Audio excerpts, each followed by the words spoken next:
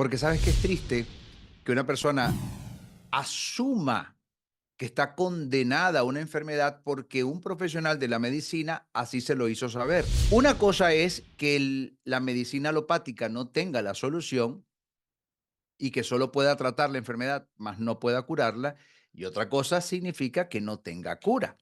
Claro que puede tener cura. Cuando me diagnostican este tumor en la pared posterior derecha de la vejiga, yo contaba con 2 meses. Tenía 2 meses para salvarme y salvar a mi vejiga. Entro en conexión con mi propia inteligencia biológica. Entro en un estado expansivo de conciencia. Promuevo epigenéticamente la puesta en marcha de mis mecanismos de autorreparación, de autocuración. Pero eso es algo que no es exclusivo de Tito Figueroa. Eso lo puede hacer cualquiera.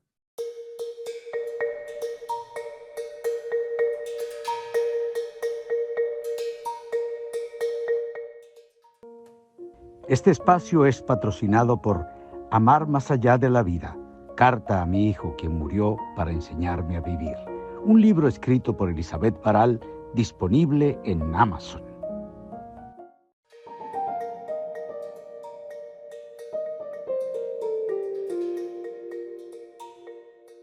Bienvenidos de nuevo a este espacio de amor en acción. Gracias por acompañarnos nuevamente, gracias por la presencia amorosa de todos, gracias por esos comentarios tan hermosos. Hoy tengo un invitado desde España, aunque él es venezolano, pero uno de esos venezolanos que andan por ahí. Él anda por allá en España y yo por acá en Los Ángeles. Su nombre es Tito Figueroa. Tito Figueroa, escritor, conferencista, apasionado por el tema de las remisiones espontáneas. De hecho, así se llama su libro. Voy a saludarlo primero y luego entramos en la entrevista. ¿Cómo estás, Tito? Bienvenida. Yo súper contento de tener la oportunidad de conversar con tu audiencia y de aportar datos, aportar información que estoy seguro que va a resonar con algunas personas y eso a mí me permite sentir mucho bienestar.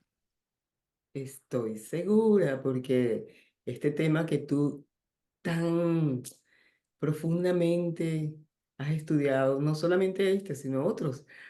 Vamos a introducirnos de a poquito, ¿no? Muy bien. Yo sé que tú utilizas un lenguaje bastante científico, porque de hecho miras todo esto desde la óptica científica, ¿verdad? Mm, Pero bueno, vamos a ver cómo hacemos para que todos quienes nos miran puedan acceder a la información lo más fácil posible. Yo quiero comenzar con esto de las remisiones espontáneas, ¿verdad? Em, que en mis palabras podría yo explicar, y tú me corriges, que es esa capacidad que tienen algunas personas, o a lo mejor las tenemos todos, pero que han demostrado algunas personas que se puede regenerar el cuerpo, curar enfermedades que parecían imposibles de curar. Así que, bueno, esa es mi claro. explicación aquí a lo, a lo pirata. A ver qué dices tú.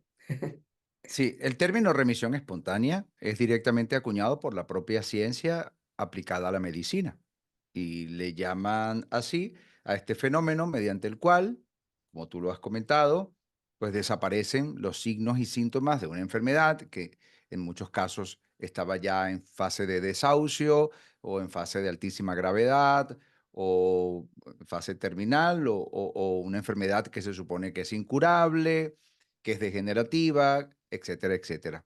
Cuando repentinamente, insospechadamente desaparecen los síntomas y la persona se curó y se deduce que no fue a partir del tratamiento médico, porque ya el tratamiento, por ejemplo, no había funcionado, había fracasado, la persona había pasado a paliativos sistémicos, un ejemplo, ¿no? Paliativos sistémicos, para quienes no manejan el término, es cuando ya la persona está desahuciada y por compasión la medicina empieza a atenderle, pero ya para solventar un poco el dolor, aliviar el sufrimiento, mas no va a hacer nada más respecto a tratar de promover la curación, porque se supone que ya entró en una etapa terminal, ¿no? ¿Y qué pasa cuando repentinamente esa persona se curó de la noche a la mañana o en un tiempo relativamente rápido y sin la intervención de la medicina? Bueno, a eso le llaman remisión espontánea de la enfermedad. La remisión espontánea, y es el hecho que a mí me apasiona, para mi punto de vista, es una prueba contundente, fehaciente, de un potencial autocurativo inherente que tenemos en nuestro organismo. Lo mismo que el efecto placebo. Para mí, ambos están demostrando, porque la única explicación que hay para una remisión espontánea o para un efecto placebo, es decir, que haya funcionado una curación, un alivio, una sanación, incluso el alivio del dolor, etcétera, cuando no hubo una medicación de por medio, la única explicación que cabe, lógica y racional, es que el propio cuerpo logró promover sus mecanismos de autorregulación, de autorreparación, de autosanación. Por lo tanto, en ambos casos, es una prueba fehaciente de que el cuerpo tiene ese potencial. Otra cosa es el desafío de lograr ponerlo en marcha, de lograr promoverlo, ¿no? Y eso es precisamente lo que yo indago y exploro permanentemente. Y lo interesante contigo, Tito, es, según lo que he leído, me he enterado con entrevistas que te han hecho, es que tú has podido, tú eres un testigo, tú eres una evidencia de esas remisiones espontáneas. ¿Tú nos puedes contar cuándo, cómo, algún episodio que has tenido de remisión Mm. espontánea? Sí, yo en mi caso y en el caso de algunas personas que han decidido seguir mis instrucciones, mi apoyo, mi metodología, ya no les llamo ni siquiera remisión espontánea. ¿Por qué? Porque ha sido promovido volitivamente. Conscientemente. Ha habido una intención sostenida, consistente en el tiempo de activar estos mecanismos de autorregulación innatos. Entonces Perdón yo que le te llamo interrumpa, remisión volitiva. perdón que Sí, te interrumpa. Quiere decir que las remisiones espontáneas, y no este caso que tú vas a exponer de ti mismo, en las remisiones no hay una voluntad de activar esos mecanismos de autosanación, sino que se produce espontáneamente, ¿no? Como su nombre lo no, dice. la realidad es que para efectos de la pregunta está espectacular. La pregunta es maravillosa porque nos aclara muchísimo el tema. La ciencia convencional, a partir de la medicina alopática, esta medicina occidental que conocemos, bautiza, etiqueta como remisión espontánea, no es un hecho, digamos, común, es un hecho que más bien raya en la excepción. Sin embargo, cuando uno entra en portales de medicina y registras, encuentras miles de casos de remisiones espontáneas. Es decir, que no es un hecho que, que es el común denominador de la regla, pero sí aparece y sí existe y en grandes cantidades. Ahora, la medicina bautiza con el término remisión espontánea. Remisión porque remitió los signos y síntomas de la enfermedad, desaparecieron, y espontáneo porque surgió espontáneamente, es decir, no fue por la medicación, no fue por el tratamiento, no fue por la intervención quirúrgica. Ahora, cuando, por ejemplo, el Instituto de Ciencias Noéticas, que es un instituto extraordinario, formado y fundado por Edgar Mitchell, que fue un astronauta eh, emblemático, este instituto que es muy imparcial, porque en el sector de la medicina convencional, que está liderado por una industria que pone el dinero, que pone el presupuesto para las investigaciones, no hay mucha imparcialidad, eso hay que decirlo. Hay siempre una búsqueda en función de los intereses de quien está poniendo el dinero. Pero en el caso, por ejemplo, de institutos imparciales, objetivos, como este que acabo de mencionar, Instituto de Ciencias Noéticas, ellos tienen una investigación de larga data de miles de casos de remisiones espontáneas y encontraron algo en común. La mayoría de los casos de remisiones espontáneas no eran tan espontáneas.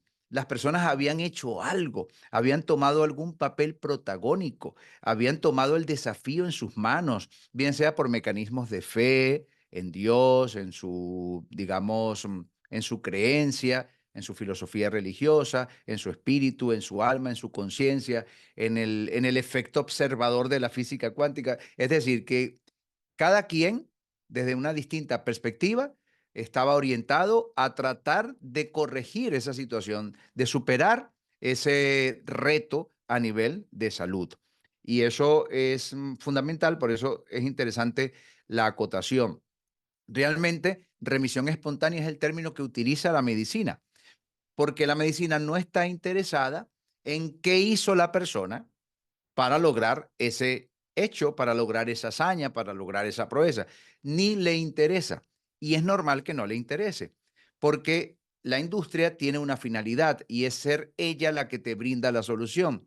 La finalidad o la búsqueda de la medicina no es que tú la encuentres, sino que ellos la encuentren por ti, porque detrás de esto hay evidentemente una industria que tiene y se mueve, se desenvuelve en un ámbito comercial.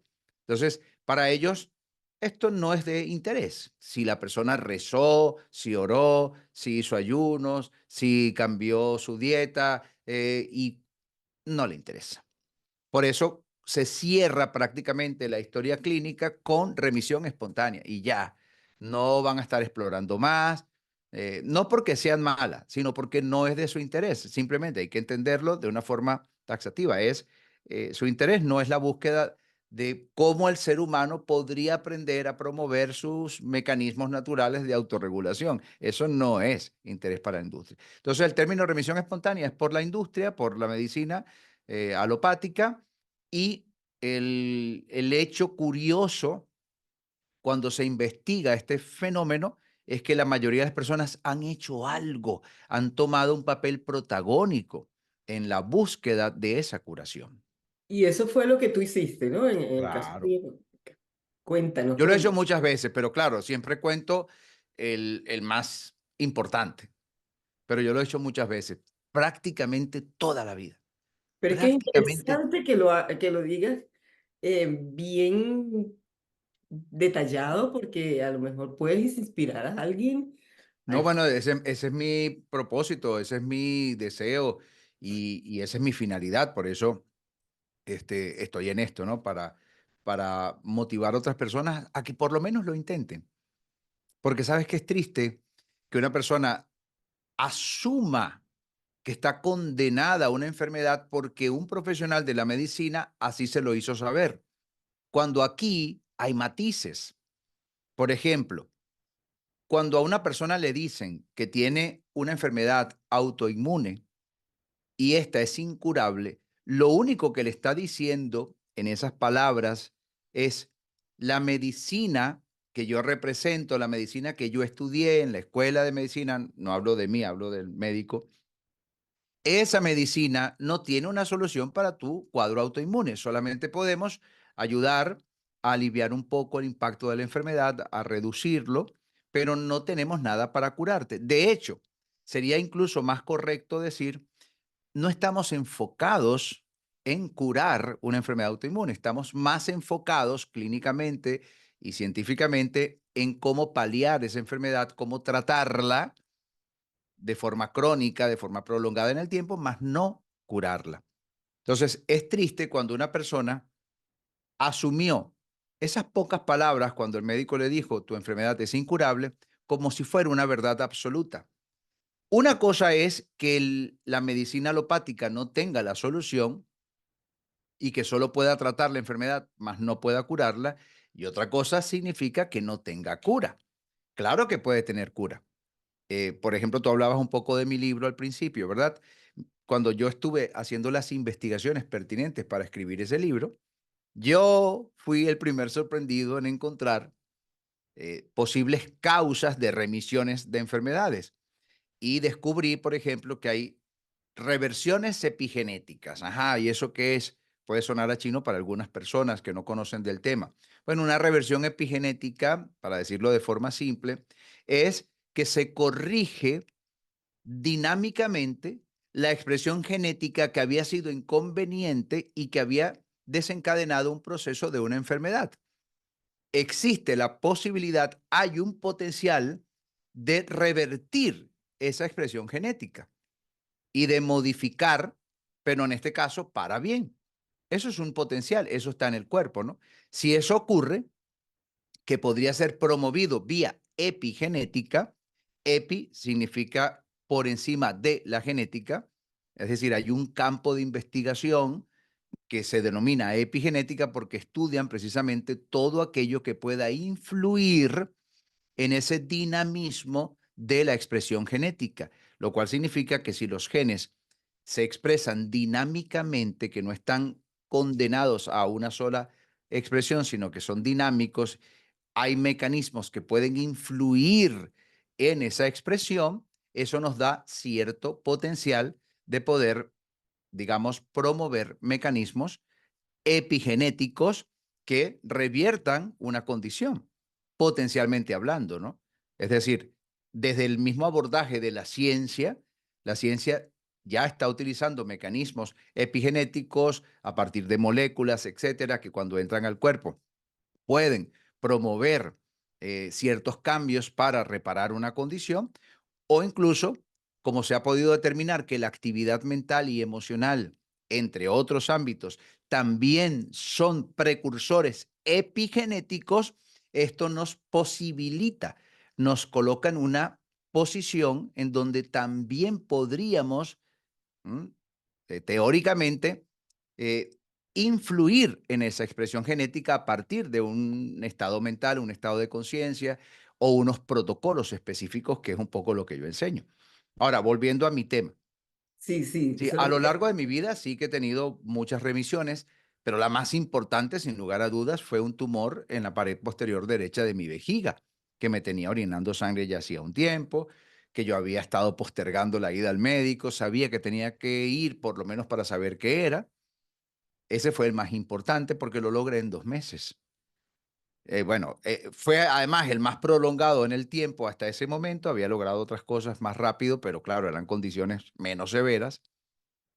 Y lo conseguí en esos 2 meses a partir de lo que en aquel momento yo denominaba autosugestión consciente. Yo le llamaba así, porque todavía no conocía la psiconeuroinmunoendocrinología. Ahora sí, de hecho me estoy formando en ella y estudié con la doctora Marianela Castés Boscán, que también es venezolana. Ella es la, digamos, directora de la cátedra de inmunología de la Escuela José María Vargas de nuestra gloriosa Universidad Central de Venezuela. Con ella me formé, di mis primeros pasos en psiconeuroinmunología. Actualmente estoy estudiando psiconeuroinmunoendocrinología. Y bueno, ahora tengo como un criterio mucho más amplio, pero en aquel momento cuando me diagnostican este tumor en la pared posterior derecha de la vejiga, yo contaba con 2 meses. Tenía 2 meses para salvarme y salvar a mi vejiga, porque lo que me había propuesto el médico era extirparme por completo la vejiga, quitarme la vejiga, crearme una nueva improvisada a partir de material del propio intestino.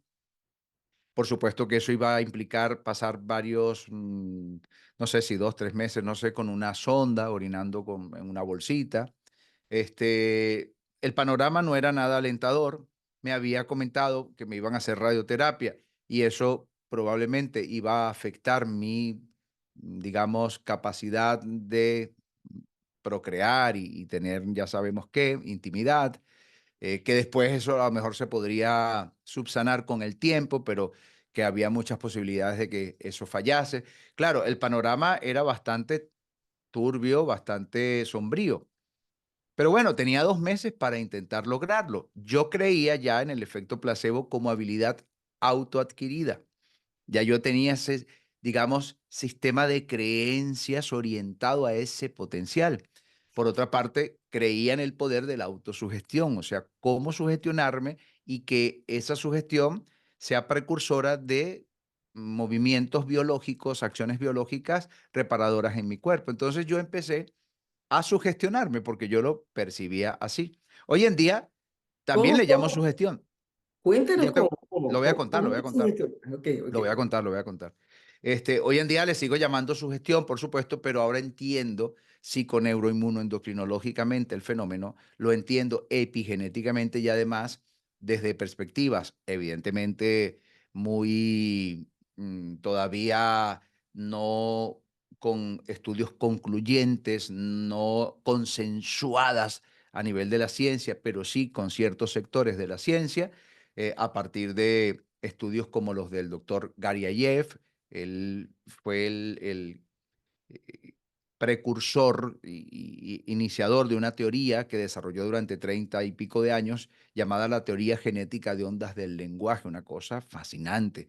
Estudios como el doctor Glenn Rain, investigaciones y exploraciones de una periodista extraordinaria del mundo científico. Ella se llama Lynn McTaggart.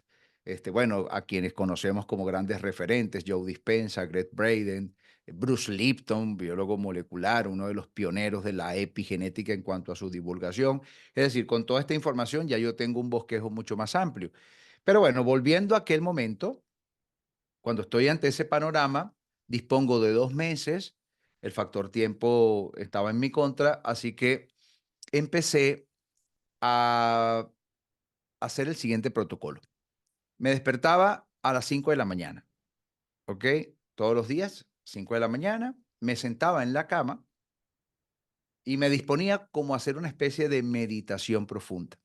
Cerraba mis ojos y repetía una frase.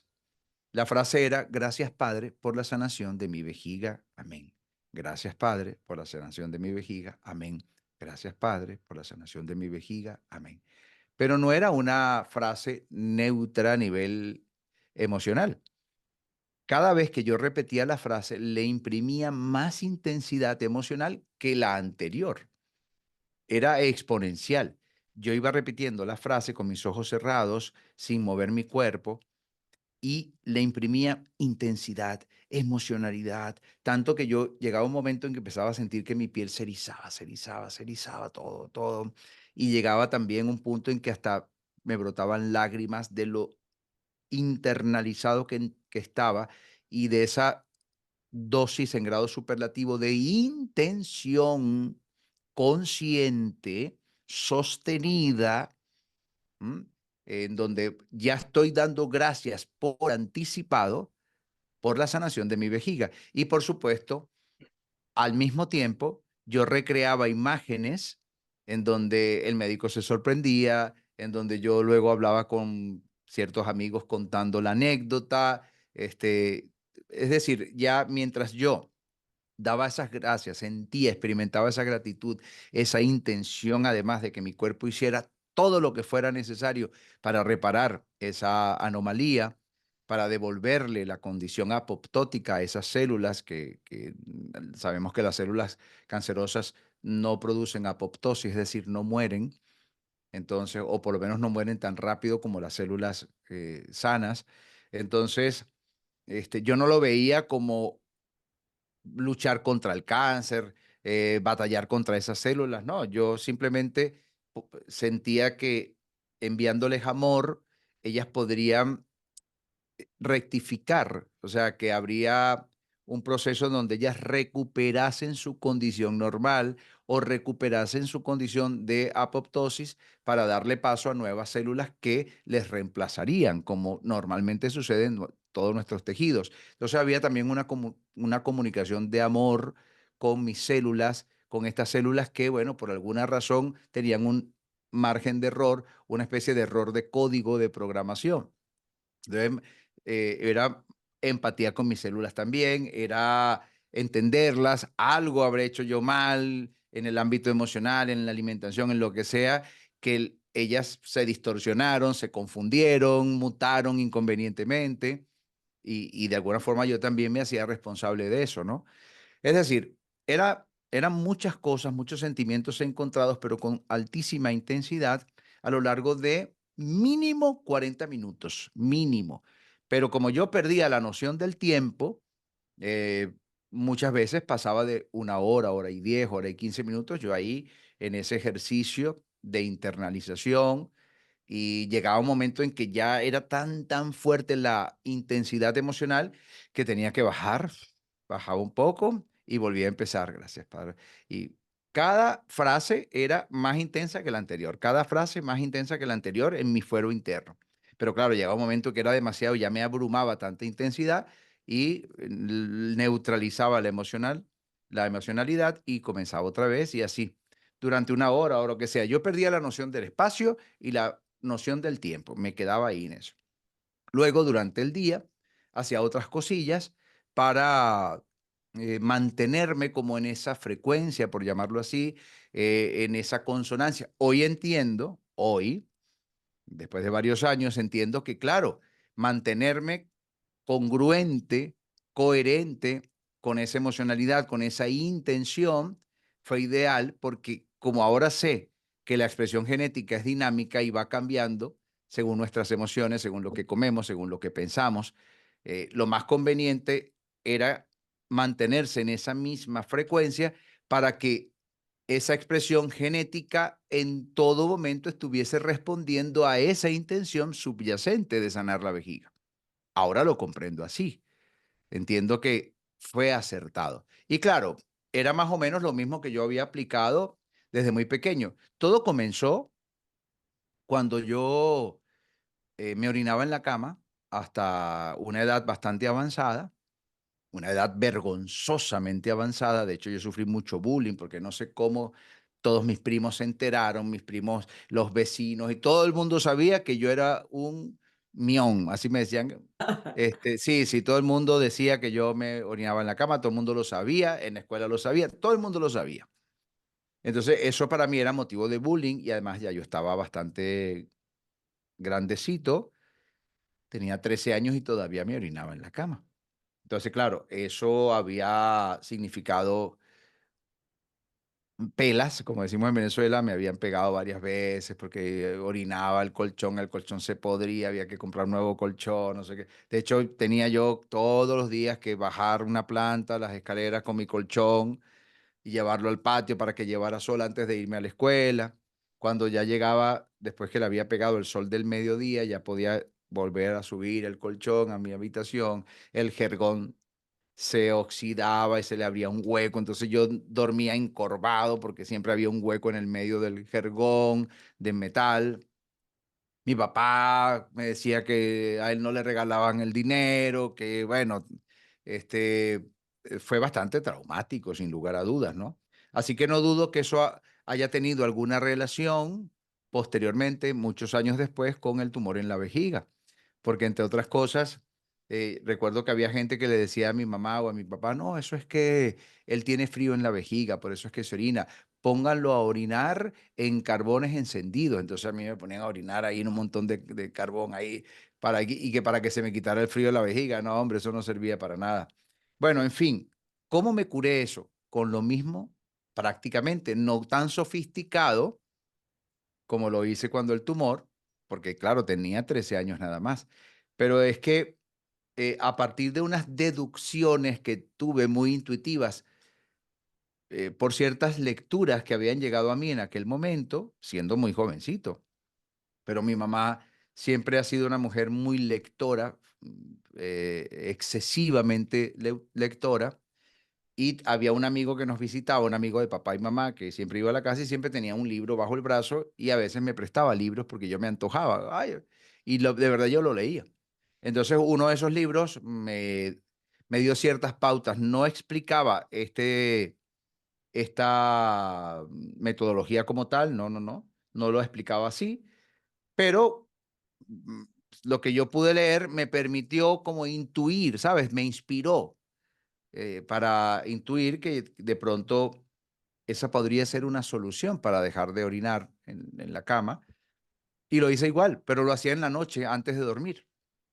Me concentraba en la noche y decía, no me voy a orinar, no me voy a orinar. Fíjate que dicen por ahí, no, que el cerebro no acepta la palabra no, que no la entiende. No, en mi caso sí funcionó y ha funcionado varias veces. Este, no me voy a orinar, no me voy a orinar, no me voy a orinar, no me voy a orinar. Y pasaba algo muy curioso y era que si yo lograba repetirlo durante media hora como mínimo, antes de dormirme, no me orinaba. Pero si esa noche estaba muy cansado, porque yo hacía bastante deporte y tal, y empezaba a repetirlo, y quizás a los 2, 3 minutos de haber cerrado los ojos ya me quedaba dormido, me orinaba en la cama. Entonces un día mi mamá me pregunta qué pasa, que me volví a orinar y tenía bastante tiempo que no me orinaba. Y yo le dije, no, mamá, lo que pasa es que no me dio tiempo de repetir la frase anoche. Yo creo que la habré repetido 5 veces y me quedé dormido porque estaba muy cansado, entonces no me dio tiempo de concentrar. Yo le llamaba así concentrarme. Yo, no, mamá, no me dio tiempo de concentrarme.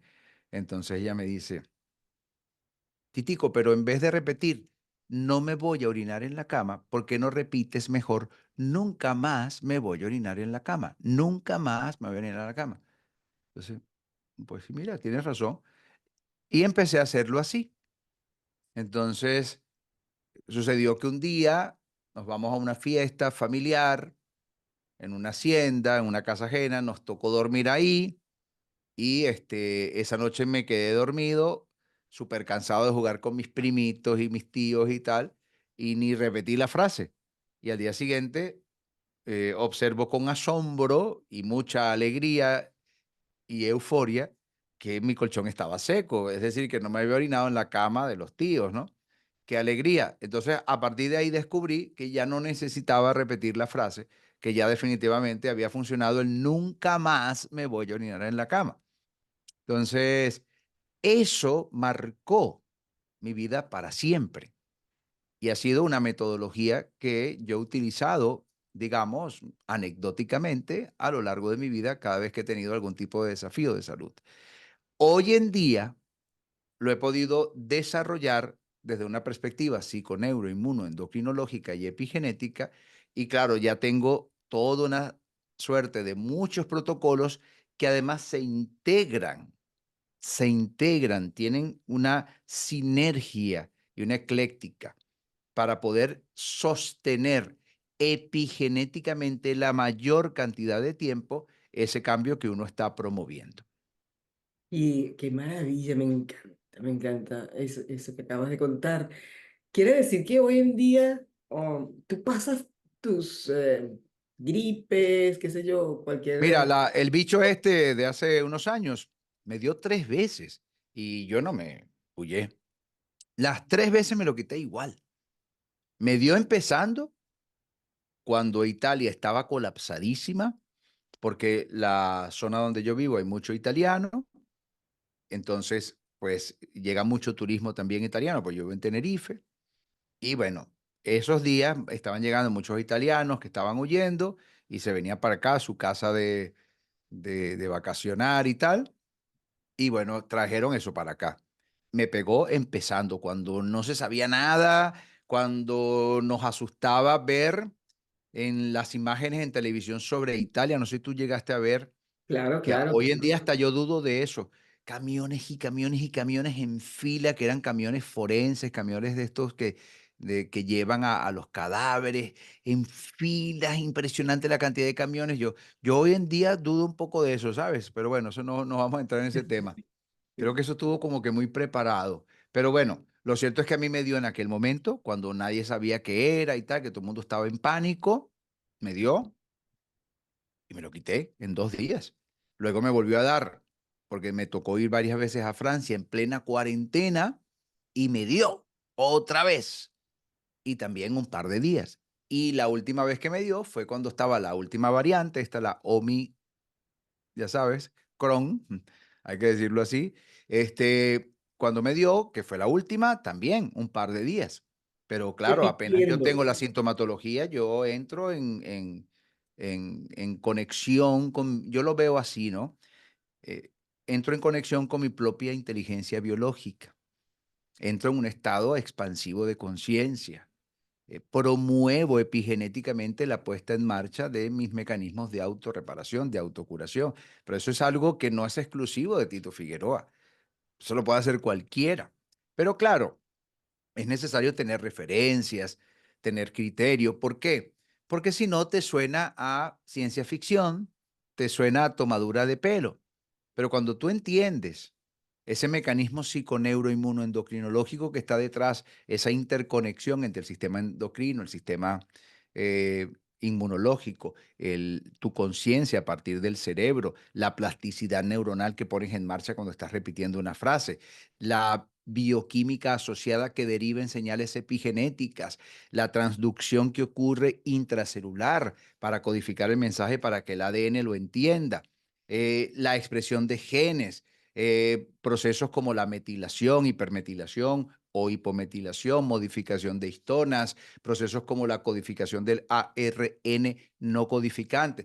Todos estos son procesos epigenéticos que están involucrados en esto, en esta actividad que parece ciencia ficción, pero que tiene un hilo conductor, porque en el cuerpo nuestros pensamientos y nuestra intención, y por supuesto la emocionalidad derivada de cualquiera de estos, tienen un impacto. Nuestras células saben bioquímicamente si tú estás deprimida o si yo estoy deprimido. Nuestras células saben si estás en euforia.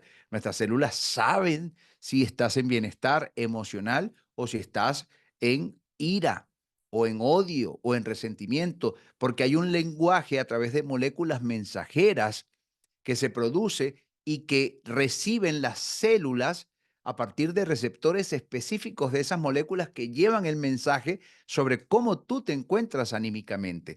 Pues la intención consciente sostenida en el tiempo con convicción también tiene su derivada, o sea, su respuesta derivada en moléculas mensajeras. No sé si el término es correcto. O sea, deriva en moléculas mensajeras. Esa intención se traduce en moléculas mensajeras, neurotransmisores, neuropéptidos, hormonas, etcétera, que interactúan con el propio ADN una vez que ha habido una transducción intracelular.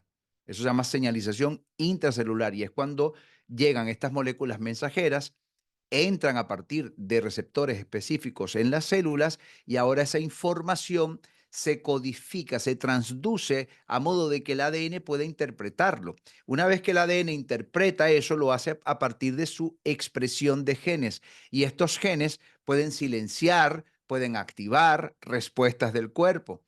Imagínate una persona que tenga cáncer y que epigenéticamente, sin saberlo, haya silenciado genes inmunosupresores.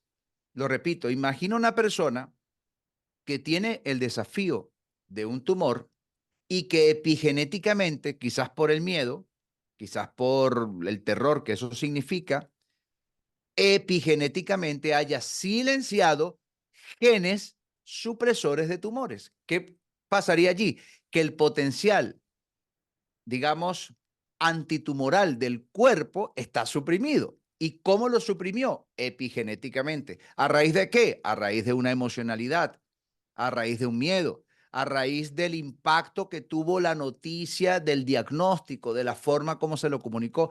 Hay múltiples variables o a través de una alimentación inconveniente, donde la persona, por ejemplo, está elevando mucho sus niveles de glucosa, lo cual trae también un impacto epigenético. O sea, todo esto tiene muchas aristas, pero hay una conexión completamente verificada a nivel científico, sobre todo por sectores de la ciencia independiente, no Mm. de la ciencia que está pues sufragada, financiada por una industria a la cual esto no le interesa.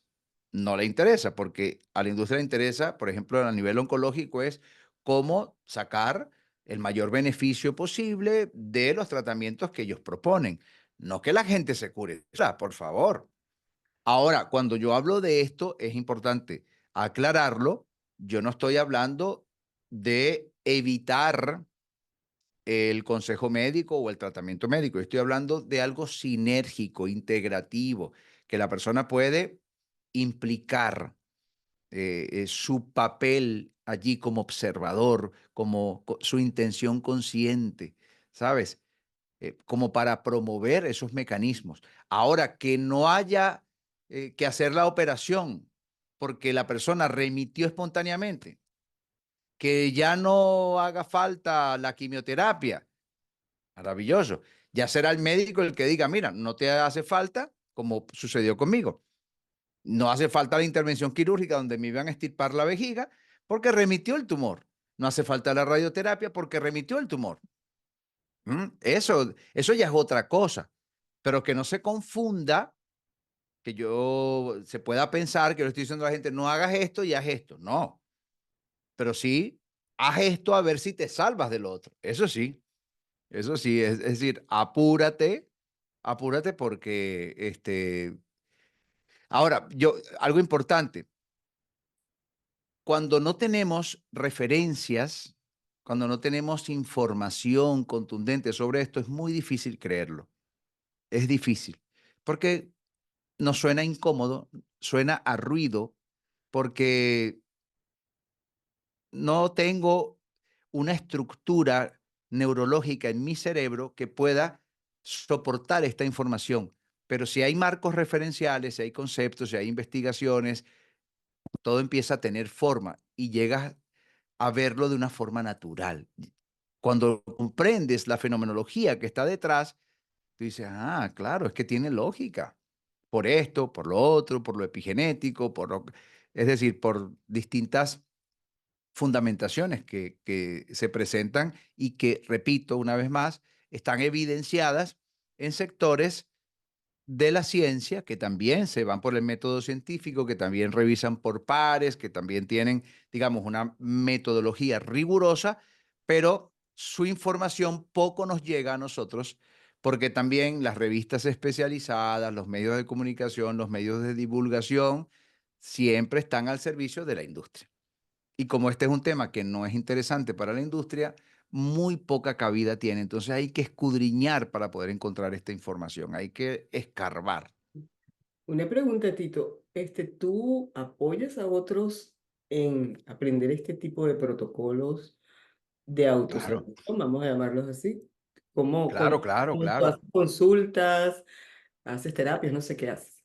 Yo tengo una metodología que se llama coeficiencia inmunológica. Coeficiencia es como una palabra que es combinada, es ecléctica, ¿no? De eficiencia, por un lado, ser más eficientes, y coeficiencia, o sea, viene también de coeficiente de inteligencia, ¿no? Entonces, ¿cómo incrementar mi capacidad inmunológica a voluntad? ¿Cómo ser más eficiente? ¿Cómo lograr promover respuestas autorreguladoras del cuerpo, etcétera, ¿no?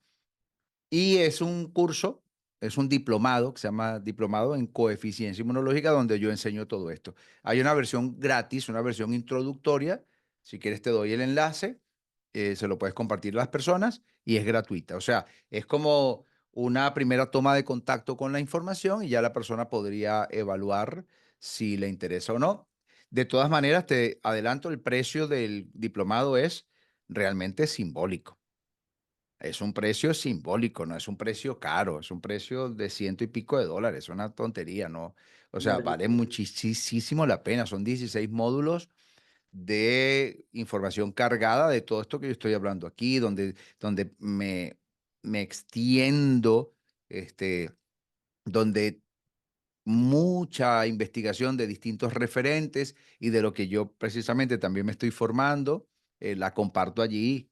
Por ejemplo, yo estoy estudiando psiconeuroinmunoendocrinología ahora y, Wow, espérate, y me, dilo más despacio. psiconeuroinmunoendocrinología. Y a mí me costó casi 4.000 euros eso. Y luego yo estoy compartiendo esta información en un precio muy, muy accesible para que llegue a la gran mayoría de las personas, ¿no? Y todo eso Pero está en tu muy bien página accesible. web.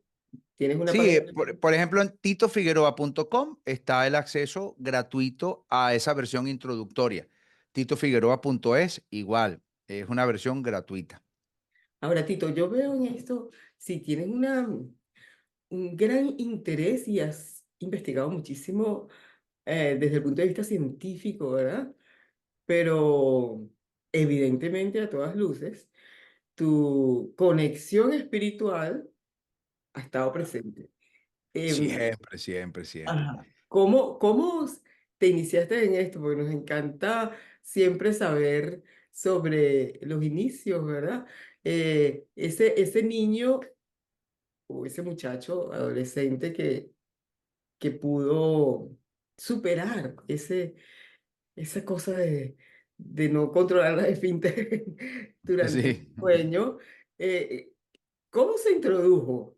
en estos temas espirituales, a lo mejor sin saber que eran espirituales, pero así como logró eso, como cuéntame de ese Tito que, que llegó a entender que hay esa conciencia superior y que si nos conectamos con ella, porque eso fue lo que tú hiciste cuando la remisión que contaste, Claro, ese claro, protocolo claro. es conectarse con la conciencia superior. Seguro, seguro. Así lo percibo yo también. Y además es un ejercicio el cual persigo permanentemente. Yo todos los días del mundo medito, todos los días del mundo intento conectar con instancias superiores de conciencia, con esa inteligencia suprema que lo subyace todo, que lo diseñó todo, que está detrás de todo cuanto existe, permanentemente, permanentemente. He tenido experiencias hermosísimas a lo largo de mi vida en estos estados de conciencia expandida. Y no por medios químicos ni nada, no, no, con ese proceso que yo llamo internalización. Eh, También es cierto que unas 12 veces hice sesiones de ayahuasca y eso, pero bueno, parte de la exploración. Pero yo desde siempre, y eso fue no hace muchos años, pero yo de toda la vida. Mis inicios, mis inicios se remontan primero a que desde los 4 años, por lo menos que yo recuerdo, desde los 4 años, yo he tenido experiencias un tanto extrañas que no eran muy comunes y que se le pueden atribuir a la espiritualidad o a los fenómenos paranormales. Entonces yo ya desde pequeño, para que tengas una idea, mi mamá logró convencer en una oportunidad al cura de la parroquia donde yo vivía para que me hiciera un exorcismo. Imagínate, ya con esto te puedes imaginar ¿Pero qué los hacías? hechos curiosos que rodeaban mi vida siendo niño, aún más niño. Aquí te estoy hablando de una edad aún menor, ¿no? Por un lado, pues sí que me sucedían cosas, a mí me costaba dormir porque, bueno, en mi habitación sucedían fenómenos paranormales permanentemente. Por otra parte, tenía un abuelo que fue Rosa Cruz. No sé si tú llegaste a conocer o sabes de esta logia, ¿no? Claro, claro, claro. Claro que sí. Aparentemente fue muy avanzado en el rosacrucismo. Lamentablemente él murió estando yo muy niño todavía, pero él me explicaba muchas cosas, ¿no? Y hay un hecho que realmente es impactante, y es que cuando él muere, la noche anterior, él me llama, dice, Titico, tengo que hablar contigo, necesito que más tarde vengas aquí a la habitación. Entonces yo, ok, abuelo. En la nochecita fui a la habitación porque él quería hablar conmigo, un misterio. Entonces yo voy para allá a hablar con él y me dice así tan tranquilo, Titico, yo mañana voy a amanecer muerto y la persona que me va a conseguir eres tú. Quiero que tengas mucho cuidado cuando le comuniques a tu mamá que yo estoy muerto. No le digas nada ahora, porque no te van a creer y no. Mañana, cuando tú me consigas, tú le vas a decir a tu mamá, trata de tener una forma de no alterarla mucho, no se lo vayas a decir de sorpresa, eh, porque ella le puede afectar, me dice él, ¿no? Y yo, abuelo, usted no se va a morir, usted está inventando, abuelo. Entonces, ábreme, pues, entonces él me pide, voy a hacer el cuento corto, porque fueron varias horas yo hablando con él, me enseñó de misterios también de la conciencia, de la muerte, me enseñó de todo. Qué Claro, belleza. estaba yo muy pequeñín, pero bueno, todo eso entró. Me hizo que le abriera una pequeña caja fuerte que él tenía para que sacara de allí unos cheques, mi abuelo, al ser español, al ser catalán y haber sido además militar, él cobraba una pensión y mi mamá era en ese momento hija única porque su hermano había muerto. Entonces la única persona que podría cobrar esos cheques si mi abuelo moría era ella. Entonces él los estaba firmando, él me los pidió para él firmarlos para que mi mamá los pudiera cobrar. Y eran varios cheques en dólares. Eran cheques de la pensión que él recibía. Él recibía 2 cheques extraordinarios al año y un cheque mensual. Entonces, además me dijo, dile a tu mamá, porque mi abuelo y mi mamá peleaban mucho, peleaban muchísimo. Y todo lo que mi abuelo decía, mi mamá siempre estaba en contra, no le creía nada. Y yo era su nieto favorito. Entonces, y me entendía muy bien con él. Entonces él me estaba como guiando, ¿no? Entonces me dijo, dile a tu mamá que no venda el oro, por favor, no dejes que tu mamá venda el oro, que yo la conozco. Mi abuelo dejó oro, dejó plata, que no venda el oro, que no venda los negocios, porque además mi abuelo tenía negocios. En fin, él me dio un montón de consejos, un montón de pautas, un montón de cosas, porque supuestamente iba a amanecer muerto. Con toda la parsimonia, la tranquilidad del mundo, él me lo dijo. Yo le dije, bueno, abuelo, yo le voy a dejar unas latas aquí, porque él tenía un bastón, ¿no? Entonces yo le dejé unas latas, de esas latas de leche, que creo que se llamaban Reina del Campo, allá en Venezuela. Se llamaban así, ¿no? Eran, Sí, eran ¿no? latas grandes así, sí, Se sí. me cayó la cédula. Yo nunca he visto lata de leche así en el mundo, en los países donde he ido, solamente en Venezuela. En todos lados es como líquida, ¿no? Y a veces vienen paquetes, pero así, en lata, así, nunca la había visto, solamente en mí. Bueno, total que le puse varias latas, una encima de otra, para que si él se sintiera mal, le diera con el bastón que lo tenía al lado, con el bastón le diera las latas, si se caían, yo me despertaba y lo iba a socorrer o ayudar, lo que sea. Así le dije yo. Pero yo no le creí, de verdad, aunque yo lo admiraba mucho y él me había enseñado tantas cosas, pero eso de que iba a amanecer muerto, yo, bueno, usted no se va. Pues me fui a dormir, yo justamente estaba en la habitación contigua y en la mañana, a las 6 de la mañana, era un día domingo, pum, me despierto, el abuelo, y me voy para la habitación del abuelo. Y abro la habitación y mi abuelo está acostado con los ojos abiertos. Y yo le digo, ¿vio, abuelo, que no se murió? ¿Vio? Y camino hacia él y veo que no mueve los ojos. Cuando le toco el brazo, frío, mano, el brazo helado. Es más, me había dicho, como este reloj es de pulso, se va a parar a la hora en que yo muera. Me lo había Imagínate. dicho para que sepan más o menos a qué hora voy a morir. Yo lo toco y estaba frío. Imagínate yo, un niño, yo creo que tenía 11 años, ya enfrentándome con la muerte. O sea, estoy con un cadáver, lo conseguí yo. Y todo lo que mi abuelo me había contado la noche anterior, fue impresionante. Todas esas palabras hoy en día retumban en mí. Bueno, yo bajé, pues la casa era de 2 plantas, bajo, mi mamá ya estaba en la cocina haciendo café. Y yo creo que yo cometí un error, creo que no supe cómo hacerlo.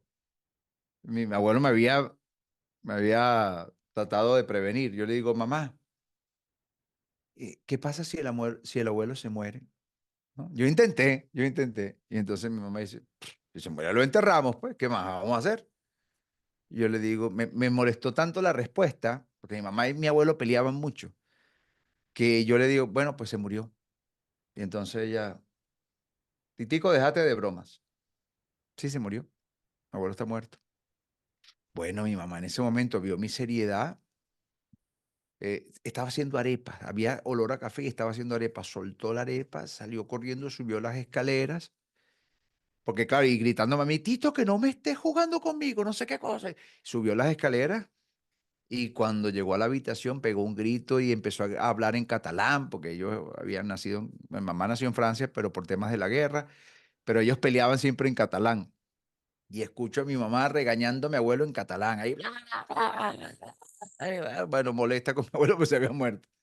Y yo me quedé abajo así un rato y con, sabes, mil cosas en la cabeza de todo lo que él me había encargado que tenía que decirle a mis padres de las cosas, cómo se tenían que hacer. Imagínate lo que hizo mi abuelo, darme a mí esas responsabilidades, ciertas pautas, pero no había forma de que él lo hiciera ni con mi papá ni con mi mamá. Mi papá, en este sentido, siempre fue la persona más resistente que te puedes imaginar a temas de espiritualidad. Eso, mi papá, eso no le entraba en la cabeza.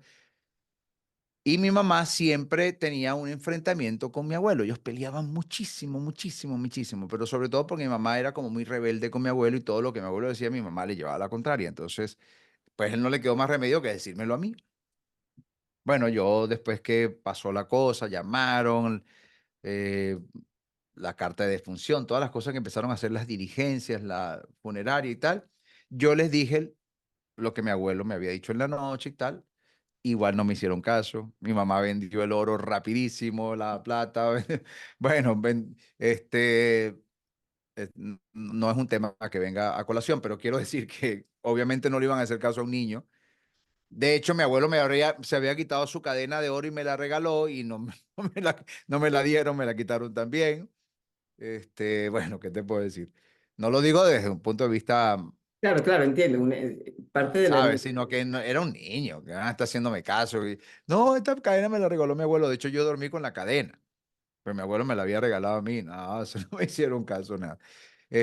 Bueno, imagínate un niño viviendo esas experiencias y además mi mamá sí, mucho más intelectual que mi papá, más exploradora, más investigadora de ciertos temas, quedó también con cierta influencia de mi abuelo, aunque ya lo negase, y ella tuvo mucha predilección por lecturas en aquellos tiempos de Rodolfo Benavides, Joaquín Trincado, Allan Kardec, que era el movimiento espiritista, espiritismo más o menos científico que se había generado en el siglo anterior, que fue muy, muy interesante.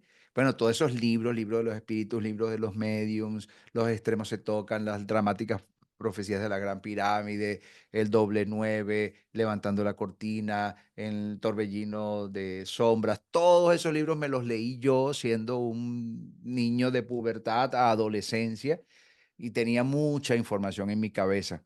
De hecho, siendo muy jovencito, yo también pertenecía a la Escuela Magnético Espiritual de la Comuna Universal, que era una escuela propiciada por la información de Allan Kardec, donde estudiábamos sus libros. Es decir, que ya yo tenía background de información espiritualista, pero mi, mi predilección siempre ha sido una amalgama, un equilibrio entre lo cientificista, lo científico y lo espiritual.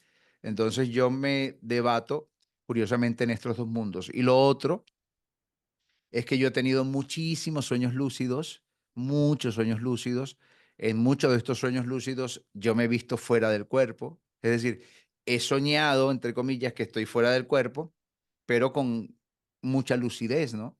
Y Y has además, dentro de estado, estas exacto, se le llama así, pero a mí no me gusta el término porque creo que le quita mucha seriedad a una proyección de la conciencia que es fascinante. Este, y dentro de mis experiencias he conversado con el abuelo. ¿what? Sí, No, sí, sí, sí, sí, contigo, sí, sí. mira, eres así No, como una podríamos hacer muchos programas, la verdad. No lo cajita digo de por nada, sino que sorpresa, pero es cajita de curiosísimo. sorpresa. Me encanta eso. Cuéntanos un poquito antes de despedirnos, porque estamos ya, yo sé que estás tú con tu Sí, tiempo. sí, yo tengo una Ujú. entrevista en breve también. Bueno, no, sí, no solamente he hablado con mi abuelo, también con una tía fallecida, con el papá de un amigo, de mi mejor amigo de infancia, con su hermano, es decir, con su tío. He hablado con un ser que siempre se me presenta como si fuera un guía, aunque yo no le llamo guía ni nada, pero siempre me enseña cosas y yo las aprendo. Pero sí te aclaro que todo lo que yo recibo como información en medio de esas experiencias, que por cierto no son tan seguidas como yo quisiera, son bastante esporádicas. Yo trato siempre de provocarlas, pero no se me da tan fácil. Este, Hay algo que no he podido descifrar que me permite cada cierto tiempo tener una experiencia muy lúcida, prolongada. Pero la mayoría de las veces cuando yo la propicio, cuando yo la promuevo, cuando yo me concentro para lograrla, lo logro, pero me dura muy poco, muy poco. Entonces me frustro bastante. Pero bueno, dentro de estas experiencias, toda la información que yo recibo, por lo general, yo no la comparto. Si me preguntan, puedo decir algo, pero yo no la comparto porque, a diferencia de muchos canalizadores que hay por ahí, yo no es que sea canalizador ni nada, pero yo sí, yo no solamente eso, es que lo he sabido en medio de esas interacciones que he tenido, que una cosa es la información que yo estoy recibiendo en ese estado expandido de conciencia, en un estado de extrema lucidez, y otra cosa es la información que se va integrando a través de mi cerebro, que además se va a contaminar con toda una cantidad de interconexiones y circuitos neuronales, que se va a contaminar con mi propio sistema de creencias, que tendrá muchas creencias limitantes y fallidas y equivocadas, con mis propios criterios, con mis propios traumas. Es decir, que la información que tú puedes recibir en un estado de conciencia expandida es una información que normalmente cuando la integras ya en tu arquitectura neurológica cerebral, a partir de allí, lo que tú puedas transmitir ya está viciado, ya está contaminado con este constructo, con este ego, con estas creencias. Entonces yo por eso no soy tan osado de compartir y lo que yo he recibido a lo largo de muchos años en cuanto a información en esos estados, yo la tengo como en un inventario conciencial, yo le llamo así, que me pertenece, pero que no la comparto, pero no porque no quiera, sino porque yo no tengo la certeza. Es una información muy subjetiva, que yo no tengo la certeza que eso sea así que yo no quiero ni formar una religión, ni ser líder de nada, ni estar. Me explico. Ahora, ¿qué comparto yo? Lo que investigo, lo que tiene evidencia científica, así sea una evidencia no consensuada, pero que cierto sector de la ciencia lo apoya. Eso sí lo vocifero, lo divulgo. Esta información puedo contar lo anecdótico, puedo contar cosas fascinantes, pero no lo hago como si yo eh, estuviese en control de esas verdades o de esos criterios. No. Para ser un poco responsable. Qué bueno, qué maravilla, ¿no? Seguramente nos vamos a volver a encontrar. No, yo Esto, encantado. Tú me invitas y yo vengo. sí, porque hoy en día, y lo hemos dicho en otros programas, eh, cuidar el templo del alma es tan importante. Este cuerpo, esta maravilla, este vehículo, este avatar, qué sé yo, cómo se llame, Ujú, cómo lo quieras ujú. llamar. Y tú realmente aportas muchísimo. Em, Hay un tema que, pero se va a quedar para la próxima, que también te escuché comentar algo sobre eso, que son los parásitos, ¿verdad? Es todo un tema, es todo un tema. Bueno, yo he tenido experiencias extracorpóreas o eso que yo percibo subjetivamente como si estuviese fuera del cuerpo, en donde he visto entidades parasitarias que se adhieren a ese biocampo de la persona, que se adhieren a ese fluvio bioenergético que todos tenemos, que es un hecho científico. Porque cuando se habla del aura parece como un criterio esotérico, subjetivo. No. Realmente todas nuestras células están emanando procesos electromagnéticos producto de sus de sus electrones y de sus protones, que están obviamente formando parte de ese tejido atómico que conforma las moléculas que a su vez derivan en esas células. Entonces nuestras células tienen una carga, nuestras células tienen una emisión electromagnética y la emisión de todas las trillones de células que nos conforman, toda esa emisión es precisamente ese biocampo, es un campo bioelectromagnético. Entonces eso le llaman esotéricamente aura, pero eso es completamente científico, eso existe. De hecho, la famosa cámara que tú conoces, la cámara Kirlian, pues la ha fotografiado, pero hoy en día hay también, digamos, dispositivos tecnológicos que han podido captar esa energía eh, electromagnética que emite el cuerpo, ¿no? La propia bioresonancia, el biofeedback, son, digamos, paradigmas científicos sumamente interesantes. Yo me hago un protocolo con una máquina que recientemente compré que se llama Nucleus, que es digamos, es uno de los más avanzados aparatos derivados del esquío, que a su vez fue creado por Bill Nelson. Coloco una terapia energética y yo te juro que yo siento en el momento en que o sea, yo estoy así recibiendo la terapia. La terapia es completamente energética, a partir de bioresonancia. Yo estoy con mis ojos cerrados recibiendo la terapia de la máquina. Y en el momento, escucha bien, en el momento en que yo siento como que una vibración se quita, una vibración que estaba sintiendo por todo mi campo, en ese momento en que esa vibración yo siento que cesa, en ese momento, ping, suena en el software que se acabó. pero yo un segundo antes, yo ya lo sentí. Sentí el alivio, como que imagínate que tienes un leve, muy leve hormigueo, vamos a llamarle así, pero que no lo sientes en la piel, lo sientes como extra piel. Pero tú no te das cuenta en el momento en que tú le haces clic a la terapia, no te das cuenta.